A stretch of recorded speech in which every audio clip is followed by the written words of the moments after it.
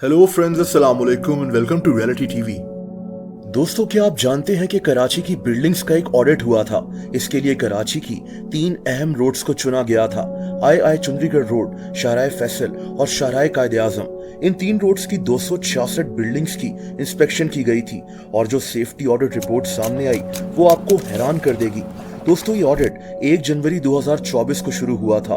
Report में बताया गया कि 266 में से 200 बिल्डिंग्स ऐसी हैं जहां फायर फाइटिंग इक्विपमेंट की कमी है। यानी अगर इन 200 बिल्डिंग्स में आग लग जाए तो उस आग पर काबू पाना बहुत मुश्किल हो जाएगा। रिपोर्ट में यह भी बताया गया कि 62% बिल्डिंग्स में कोई इमरजेंसी एग्जिट डोर ही नहीं था। आप इमेजिन करें कि कोई भी आफत आ जाए, इमरजेंसी हो, तो लोग इन 62% बिल्डिंग से बाहर ही नहीं निकल सकेंगे। रिपोर्ट में यह भी लिखा गया था कि 70% बिल्डिंग्स में इलेक्ट्रिकल वायरिंग बहुत बुरी क्वालिटी की हुई है। ये वो बिल्डिंग्स हैं जो कराची की 3 सबसे मेजर रोड्स पर बनी हुई हैं। बाकी के कराची में बिल्डिंग्स की क्या हालत होगी आप खुद अंदाजा लगा सकते हैं। रिपोर्ट में यह भी कहा गया कि इन 266 बिल्डिंग्स में सिर्फ 90 इमारतों में फायर अलार्म्स और स्मोक डिटेक्टर्स हैं। यानी आग और धुएं की सूरत में बाकी की बिल्डिंग में किसी को पता ही नहीं चलेगा कि बिल्डिंग में आग लग चुकी है। इस रिपोर्ट को आए हुए इतना अरसा गुजर चुका है, लेकिन इस रिपोर्ट पर क्या एक्शन लिया गया ये आप खुद सोचें। और फिर हम सोचते हैं कि हमारी बिल्डिंग्स में अचानक आग कैसे लग जाती है। दुनिया भर में ऐसे वाकयात होते हैं, लेकिन उन वाकयात को टैकल कैसे किया जाता है ये बहुत जरूरी है। हमारे मुल्क में पूरी की पूरी बिल्डिंग जलकर खाक हो जाती है, लेकिन किसी को ये पता नहीं होता कि अब आगे क्या करना है। एक इंडियन यूट्यूबर द देशभक्त ने अपनी एक वीडियो में बताया कि वो अपनी बीवी के साथ नॉर्वे गया हुआ था। ये लोग एक सुनसान पहाड़ी इलाके में थे। यहाँ इसकी बीवी का पांव फिसला और ये जख्मी हो गई। अब ये औरत आगे चल नहीं सकती थी और यहाँ दूर दूर तक फर्स्ट एड का नामो निशान नहीं था। अब शाम का वक्त हो गया था, लेकिन फिर क्या हुआ, उसने इस आदमी की आंखें खोल दी। सबसे पहले वहां कुछ दूसरे लोगों ने इन दोनों की मदद की और इनको एक हट में ले गए। यहाँ इनको खाना और पानी दिया गया और फिर 113 पर डायल किया गया। 113 का नंबर नॉर्वे का नेशनल एम्बुलेंस नंबर है।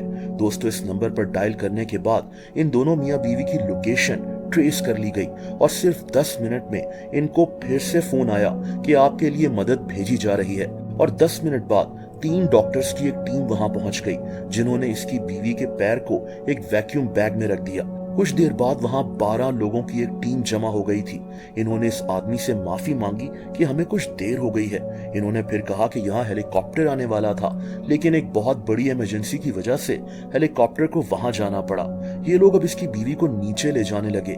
दोस्तों, ये जो लोग वहां मदद के लिए आए थे ये नॉर्वे के आम लोग थे, लेकिन ये लोग नॉर्वे की एक ऑर्गेनाइजेशन का हिस्सा थे, नॉर्वेजियंस पीपल्स एड। कहीं कोई इमरजेंसी हो जाए तो ये खबर इन लोगों तक पहुंच जाती है और जो लोग उस हादसे के करीब हों वो फौरन वहां मदद के लिए पहुंच जाते हैं।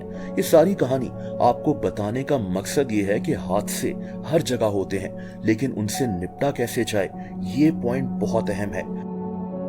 गुल प्लाजा में क्या हुआ, एक शॉपिंग सेंटर जिसमें अब तक 20 से ज्यादा लोग मारे जा चुके हैं और कई दर्जन लोग जख्मी हैं।